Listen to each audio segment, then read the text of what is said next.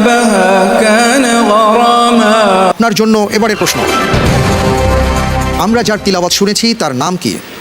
ক শায়েখ মোহাম্মদ হাদি, খ শায়েখ হানি আর রিফাই, গ কারি সালমান আমিরুল্লাহ, ঘ কারি রাগিব মুস্তফা। পরিবর্তিত প্রশ্ন চাচ্ছি। পরিবর্তিত প্রশ্ন চাচ্ছেন? তার আগে উত্তরটি আমি জানিয়ে দিচ্ছি, তিনি হচ্ছেন শায়েখ হানি আর রিফাই। অসাধারণ তার তিলাওয়াত, মাশাআল্লাহ। উত্তরটি ছিল খ। পরিবর্তিত প্রশ্ন দেয়া হোক, নিচের কোন সূরায় নূহ আলাইহিস সালামের যুগে প্লাবন ও শাস্তির বিবরণ উভয়টিই রয়েছে? ক সূরা হুদ, খ সূরা নূহ, গ সূরা ইউনুস, ঘ সূরা বাকারা। জি আলহামদুলিল্লাহ, আমি উত্তর নিচ্ছি আল্লাহর উপর ভরসা করে। ক সূরা হুদ। ক সূরা হুদ।